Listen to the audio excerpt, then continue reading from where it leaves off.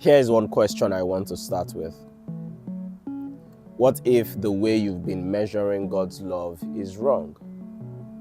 Not wrong in a moral sense, but wrong in the sense that you are using the wrong metric. And I'm going to tell you why I'm asking. But before we go there,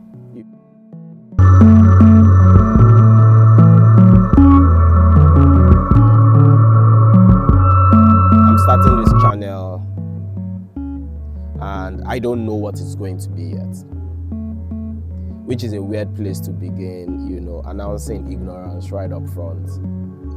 But it's honest, at least. I've spent months thinking about what these videos should be, planning, preparing, building it all up in my head, and somewhere in that process of contemplation, I actually forgot, which seems like a weird thing to say or shouldn't be possible, forgetting to start, but it happened. I did forget. But then a few days ago in church, something happened that made me realize I needed to start, not eventually, but to start now. So here I am, unedited, raw. This is my beginning. Yeah.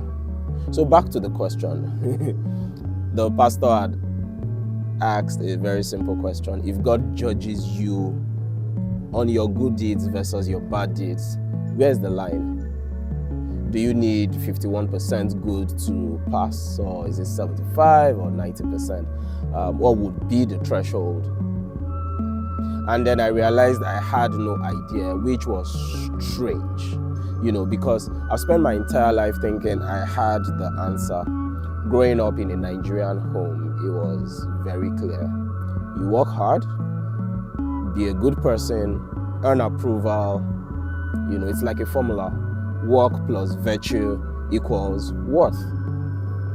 And I understood that formula. I was good at it. I checked every box, really. Or I tried to. But then one question made me realize I understood nothing. Here's what I discovered. The Christmas story isn't about what we think it is about. We know the story. He's a king, palace, importance. But that's not what happened. God didn't come as a king. He came as a baby, I'm sure you all know. To two people with nothing, born in a manger, born in a stable, if you will, because there was no room anywhere else. That detail matters. It really matters. The full hotels, the rejected arrival, and then who gets to know first? Who gets to know about the king being born? Who gets the exclusive? Not important people, really. It wasn't wealthy people. It was shepherds, the lowest, in the society. The one society had already written off. People who do work in the backstage. God is not measuring you the way you've been measuring yourself. Think about what this means. Your entire calculation, all the work that you've done, all the virtue signaling, the performance, all of those might be relevant. God comes to you right where you are. Of course, not because you earned it. No, none of us could,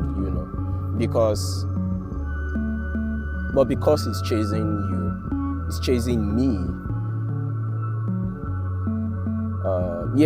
That's why God comes to us. He's chasing me and you. I spent years trying to earn God's approval, Of course, wake up early, pray harder, be better. Maybe then, maybe then I'll be worthy. And I was exhausted, like many of us might be. All that calculation, all the measurement, and I realized something. Love doesn't work that way. Love doesn't come from deserving it. Love just comes, If God is God, then His love cannot be based on your performance, because then it wouldn't be love, right? It would be something else entirely. Now, here is where I was missing something crucial,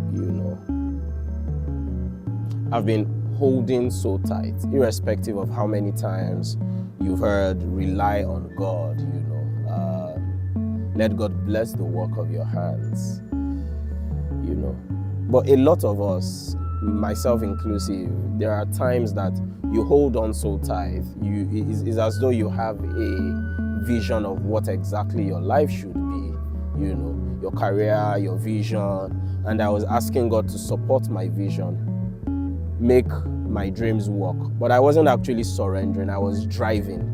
Jesus was just a passenger that I was asking, you know, to help check, you know, to bless the work of my hands, to bless what is going to happen where I am going. But me being a driver knew what I wanted to do. I was asking for approval while keeping control. And that is really what a lot of us do, right? Mary and Joseph had plans, normal plans, of course, like many of us, you know. Then God interrupted with something they couldn't imagine, something bigger they had to let go, something bigger. And that's the offer, right now, not later. Now, you know, surrender, let go. Let Him do something bigger with your life than you could have done for yourself. Yeah, this is my first video, you know, raw, unedited. Tell me, what are you holding on to? What do you need to surrender? Tell me in the comments. Share this with someone who needs to know God is chasing them. Merry Christmas and God bless you.